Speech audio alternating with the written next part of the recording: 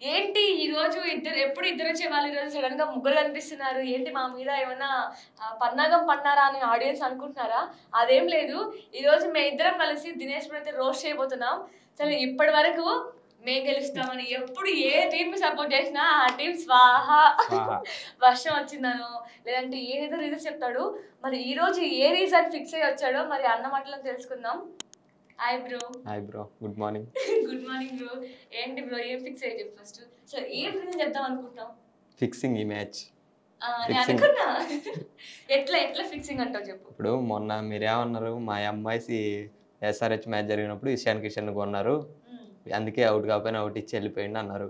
నిన్న కూడా రహానేని కొన్నారు, ఎందుకంటే వాళ్ళ పాత ప్లేయరే కాబట్టి సిఎస్కే వాళ్ళు కొన్నారు, ఫిక్సింగ్ చేశారు. రేడా చేసి టాస్ గెలిచి నైట్ మ్యాచ్ ఎవరైనా డ్యూ వచ్చింది కాబట్టి ఫస్ట్ బ్యాటింగ్ తీసుకుంటే ఎవరైనా బౌలింగ్ తీసుకొని చేంజ్ చేయాలనుకుంటారు.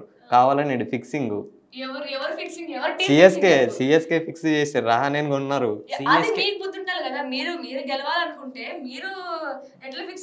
మరి మొన్న సిఎస్కే ఫిక్సింగ్ కాదు బ్రో, చెన్నైకి చేజింగ్ రికార్డ్ లేదు.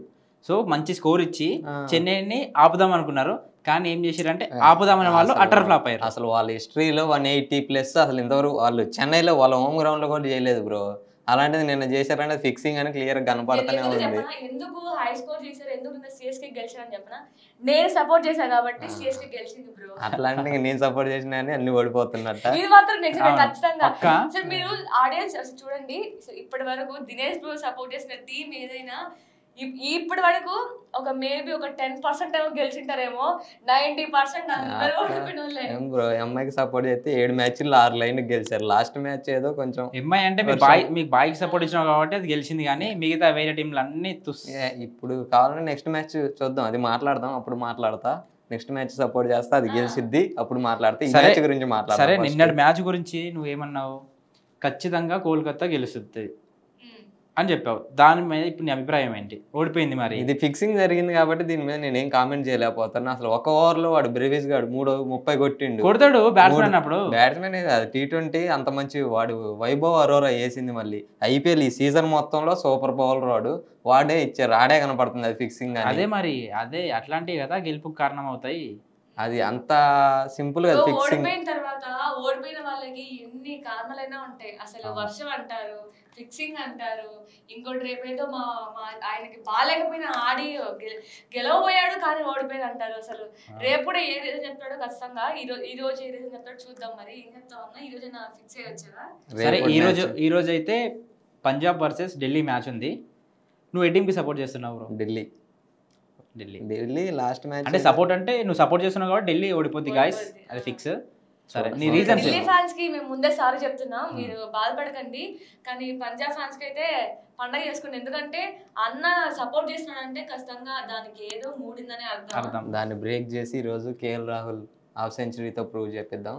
ఈసారి ఆర్సీబీ ఓడిపోతుందని చెప్పమాకండి, రూమర్స్ ఇవన్నీ మీరు నమ్మకండి. అవును బ్రో, నువ్వు చెప్పు బ్రో, ఈసారి కప్ ఆర్సీబీది అని చెప్పు బ్రో. లేదు, ఆర్సీబీది కాదని చెప్పు, గెలుస్తుంది. ఆర్సీబీది కాదని చెప్పు బ్రో. ఆర్సీబీదా కాదని పక్కన పెడితే మా ఢిల్లీ అయితే ఇప్పుడు ఆ ప్లేఆఫ్స్ రేస్లో ఉంది, వచ్చింది ఈ రోజు మ్యాచ్. అది ఆర్సీబీ వచ్చిద్దా, ఢిల్లీ వచ్చిద్దా, ఎంఐ ఉందాడు. ఇంకా మీరు ఆర్సీబీ అంటారు. అదే మాకు కూడా కావాలి, నువ్వు అలానే సపోర్ట్ చేయి లాస్ట్ వరకు. మేము దీన్ని ఓ ఇప్పుడైతే నేను ఆర్సీబీది కాదంటే ఆర్సీబీ కప్పు కొట్టింది. అవును, బా ఏం స్క్రిప్ట్, ఏం ప్లాన్. అంతే కదా, అయితే ఆర్సీబీ కప్పు కొట్టింది. నమ్మకండి గాయ్స్, ఈ మాటలు నమ్మకండి, ఇవన్నీ తూచ్. ఏమో ఒక్కొక్కసారి అది చెప్పావు కదా ఇందాక ముంబై గెలిచింది అని చెప్పినప్పుడు, ఏమో అది కూడా జరగచ్చేమో, ఎవరు చెప్పచ్చు చెప్పలేము. సరే దినేష్ చెప్పు, ఇప్పుడు ఏమనుకుంటున్నావు మ్యాచ్ గురించి? ఎవరు నువ్వు టాప్ 3 ఎవరిని సెలెక్ట్ చేస్తావు ఢిల్లీ నుండి? ఢిల్లీ KL రాహుల్. ఈ రోజు నాకు తెలిసి జేక్ ఫ్రేజర్ మెగాని తీసుకొస్తారు, ఎందుకంటే కరుణ్ నాయర్ ఫామ్లో లేడు కాబట్టి. Jake Fraser McGurk last season చూశారు, ఈ సీజన్ ఆ ఫామ్లో లేడు. నాకు తెలిసి ఈ మ్యాచ్లో ఆ ఫామ్లోకి వస్తాడు.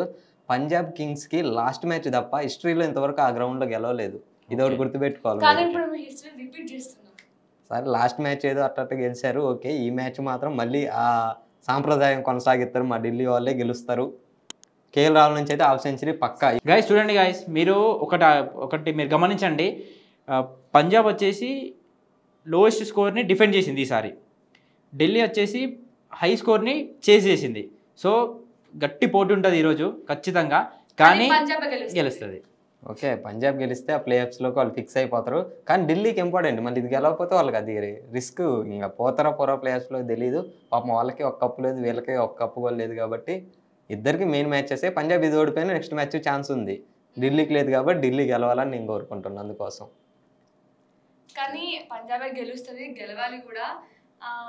ఇప్పుడు ఈసారి అయితే ఎవరు కప్పు గెలిస్తే బెటర్ అని నీ ఫీలింగ్ ఏంటి? పంజాబ్ మంచిగా ఉంది బ్రో, కానీ అమ్మాయి కొట్టాలి. కానీ కొట్టదు బ్రో. నువ్వు చెప్పు బ్రో, మరి పంజాబ్ నుంచి టాప్ 3 ఎవరైతారు? మెయిన్ బౌలర్ ఎవరైతారు? నా మెయిన్ బౌలర్ అయితే ఖచ్చితంగా మన మిస్ట్రీ స్పిన్నర్ యూజీ చాహల్. తర్వాత బ్యాట్స్మెన్లో వచ్చి శ్రేయస్ అయ్యర్ ఆడుతున్నాడు. కాకపోతే ఆయనకున్న హైప్కి ఇంకా రీచ్ అవ్వట్లేదు. అంటే కొన్ని మ్యాచ్లు ఫాల్ డౌన్ అవుతున్నాడు, మళ్ళీ లేస్తున్నాడు, మళ్ళీ 80-90 అట్లా కొడుతున్నాడు. ఈరోజు శ్రేయస్ అయ్యర్ నుంచి నేను సెంచరీ ఎక్స్పెక్ట్ చేస్తున్నా. ఇంకో ప్లేయర్ వచ్చి ఓపెనర్ మంచి స్టార్ట్ ఇస్తాడు, ప్రభ్సిమ్రన్ సింగ్. ఫస్ట్ బ్యాటింగ్ ఎవరు తీసుకుంటారు అనిపిస్తుంది? ఇది ఫస్ట్ బ్యాటింగ్ అంటే టాస్ గెలిచిన వాళ్ళు నాకు తెలిసిన వాళ్ళకి చేజింగ్ తీసుకుంటారు. ధర్మశాల మంచి డ్యూ పడే ఛాన్సెస్ చాలా ఎక్కువ ఉంటాయి, ఎందుకంటే పక్కన గొట్టలు మంచి ఏరియా కాబట్టి ఖచ్చితంగా చేజింగే తీసుకుంటారు. టాస్ మెయిన్ కీ అవుతుంది. ప్రభ్సిమ్రాన్ అంటే గుర్తొచ్చింది, వాళ్ళ నాన్న గురించి నేను ఒక స్టోరీ విన్నా. ప్రభ్సిమ్రాన్ వాళ్ళ నాన్న ఏదో హెల్త్ ప్రాబ్లం ఉందంట. ప్రభ్సిమ్రాన్ ఆడేది వాళ్ళ నాన్న కోసం, అక్కడ ఆయన హ్యాపీగా ఫీల్ అయ్యి ఆ హెల్త్ క్యూర్ అవుతుందంట. అందుకోసం అని చెప్పి ప్రభ్సిమ్రాన్ మంచి బ్యాటింగ్ చేస్తుండు, చెయ్యాలని నేను కోరుకుంటున్నాను. ఆపోజిట్ టీం అయినా సరే ప్రభ్సిమ్రాన్ నుంచే రన్స్ రావాలి, ఢిల్లీ గెలవాలి. మంచోడు మధ్య మధ్యలో తిక్క వేసాడు, చాలా మంచోడు ఢిల్లీ. కానీ నువ్వు ఎంత మంచి చెప్పినా బ్రో, అంటే నేను గెలవాలనుకున్నా కూడా నాకు ఎందుకు కొంచెం భయం అవుతుంది బ్రో, జరగవేమో అని. ఓకే నో ప్రాబ్లం, ఇవన్నీ ఏం రాసి పెట్టుంటుంది జరిగిద్ది.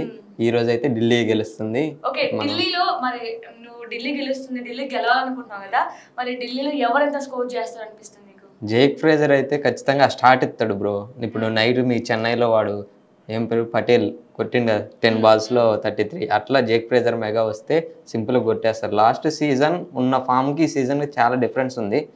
2 మ్యాచ్లు డ్రాప్ చేశారు, మళ్ళీ ఈ మ్యాచ్ ఛాన్స్ ఇస్తారని నేను అనుకుంటున్నా. కరుణ్ నాయర్కి ఒక ఎంఐ మీద ఆడిండు, ఆ తర్వాత రన్స్ లేవు. నాకు తెలిసి చేంజ్ చేసే ఛాన్స్లు ఉన్నాయి, ఆ ఒక్క చేంజ్ ఉంటుంది. జేక్ ఫ్రేజర్ మెగా మాత్రం ఈరోజు ఫామ్లోకి వస్తాడు, ఆ బిగ్ హిట్స్ చూడొచ్చు. నెక్స్ట్ కేఎల్ రాహుల్ ఒక బెంగళూరులో ఆడిన మ్యాచ్ తర్వాత అసలు రన్స్ లేవు మనం చూసుకుంటే.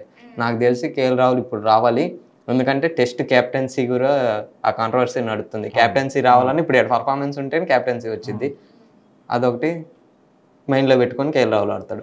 గాయస్ మీరు చెప్పండి గాయస్, ఎవరు ఏ టీం గెలుస్తుంది, ఏ ప్లేయర్ ఎంత స్కోర్ చేస్తాడో అని కామెంట్ చేయండి ఖచ్చితంగా. మీరు కామెంట్స్ చేయట్లేదు, చూస్తున్నాం మేము కూడా చాలా ట్రై చేస్తున్నాం. చేయండి గాయస్, సపోర్ట్ చేయండి ప్లీజ్. కామెంట్ అలా లైక్ కూడా చేయండి, లైక్ చేయడం వల్ల కూడా ఎక్కువ మందికి వీడియో రీచ్ కూడా వస్తుంది అనమాట. షేర్ కూడా చేయండి మీకు నచ్చితే. అలాగే బ్రో ఇంకొకటి, ఇప్పుడు కేఎల్ రాహుల్ ఫామ్లోకి రావాలి, ఫామ్లోకి వస్తాడు కూడా అంటున్నారు. ఇప్పుడు పంజాబ్ నుంచి ఎవరు ఎన్ని వికెట్స్ తీస్తారు అనిపిస్తుంది? పంజాబ్ అయితే చాహల్ ఫామ్లోకి వచ్చిండు బ్రో. చాహల్ వికెట్లు బాగా తీసే ఛాన్సెస్ ఉన్నాయని నేను అనుకుంటున్నా. మెయిన్ బౌలర్ అయితే చాహల్ అవుతాడు, మిగతా వాళ్ళందరూ రన్స్ ఇస్తారు. మా వాళ్ళు ఫామ్లోకి వస్తారు కాబట్టి మిగతా వాళ్ళందరూ రన్స్ ఇచ్చేస్తారు. చూడండి ఇందులో కూడా మా వాళ్ళు అంటాడు మళ్ళీ, మా వాళ్ళు ఎక్కడికి వెళ్తారు. ఖచ్చితంగా బ్రో నేనైతే ఎక్స్పెక్ట్ చేస్తున్నా, రేపు ఫిక్సింగ్ అంటావు ఏమంటావు నేను ఖచ్చితంగా వెయిట్ చేస్తా బ్రో. నువ్వు ఒకవేళ మా దురదృష్టవశాంతో మీ అదృష్టవశాంతో ఢిల్లీ గెలిచినా కూడా ఖచ్చితంగా పంజాబ్ ఏదో డ్రాబ్యాక్ ఎదుగుతావు. ఖచ్చితంగా ఇప్పుడు ఉంటది, హోల్ అనేది ఖచ్చితంగా ఉంటది. ప్లస్ ఉన్నప్పుడు మైనస్ కూడా ఉంటది బ్రో ప్రతి దాంట్లో. సరే బ్రో నిన్న మ్యాచ్ లో మీ మైనస్ ఏంటది? మా మైనస్ చెప్పాను కదా, రహానే ఫిక్సింగ్ కొన్నారు. రహానే ఒకడే ప్లేయర్ కాదు కదా, రహానే ఒక్కడే. ఇప్పుడు ధోని అంటే ధోని ఒక్కడే ప్లేయర్ అని సిఎస్కే ధోని కోసం కాదా మరి? అంతే, ధోని ఒక్కడే ప్లేయర్ నువ్వు చెప్పు. ధోని ఒకటే కాదు కాబట్టి నిన్న మరి అంత మంచిగా ఆడారు కదా మరి ఆ పటేల్ కావచ్చు. అసలు కొంతమంది స్టోరీలు చూస్తున్నా, ధోని ఆడిన ఇన్నింగ్స్ లో కొట్టింది లాస్ట్, అది కూడా విన్నింగ్ షాట్ కాదు. 17 ఓవర్ గెలవాల్సింది, దాన్ని 20 ఓవర్ దాకా తెచ్చి 6 కొడితే విన్నింగ్ 6 కొట్టిండు, ఆయన స్టైల్లో గెలిపించిండు, అది కూడా పెడుతుర్రు. అసలు ఈ చూసినప్పుడే నాకు చెన్నై మీద ఎందుకురా నాయన మీరు అనిపించేది. కానీ అది దానికి రీజన్ మరి ధోని గారి హిస్టరీ అలా ఉంటుంది. మరి బ్యాక్గ్రౌండ్ లో కూడా ఆయన ఎప్పటి నుంచి అసలు ఎంత సీనియర్ ప్లేయర్ అందరు అంటారు బ్రో, క్రెడిట్ కొట్టేస్తాడు. ఈ చూసినప్పుడు నిజంగా అనిపిస్తుంది. ఆడ పాపం వాడు స్టార్టింగ్ 10 బాల్లలో 30 కొట్టిండు, పేరు లేదు. ఒకే ఓవర్లో 30 రన్స్ కొట్టిండు, బ్రెవిస్ నేమ్ లేదు. ధోని లాస్ట్ ఓవర్ దాకా కావాలని తీసుకొచ్చి 6 కొట్టిండు. కొట్టిండు మధ్యలో. దీనికి నేను కూడా అగ్రి చేస్తాను, నువ్వు కూడా అగ్రి చేయాలి. చేస్తున్నా నేను కూడా. మీరు కూడా ఖచ్చితంగా అగ్రి చేయాల్సిందే దీనికి మాత్రం. నాకు కూడా ఒకసారి అనిపిస్తుంది ధోని క్రెడిట్ కొట్టేస్తాడు. ఎవరైతే సిఎస్కే ఫ్యాన్స్ ఈ వీడియో చూస్తున్నారో తప్పుగా అనుకోకండి, కాకపోతే ఇది మాత్రం ఫ్యాక్ట్, మనం చూస్తూనే ఉన్నాం. చూసారు కదా, ఇప్పుడు మేము మాట్లాడింది కానీ మీకు నచ్చినట్లయితే తప్పకుండా మీరు సబ్స్క్రైబ్ చేసుకోండి, అలాగే లైక్ చేయండి, షేర్ కూడా చేయండి. రేపు మ్యాచ్ గురించి కూడా మాట్లాడడానికి మళ్ళీ మీ ముందుకు వచ్చేస్తాం. Thank you. Next Indian captain టెస్ట్కి ఎవరైతే బాగుంటుందో కామెంట్ చేయండి.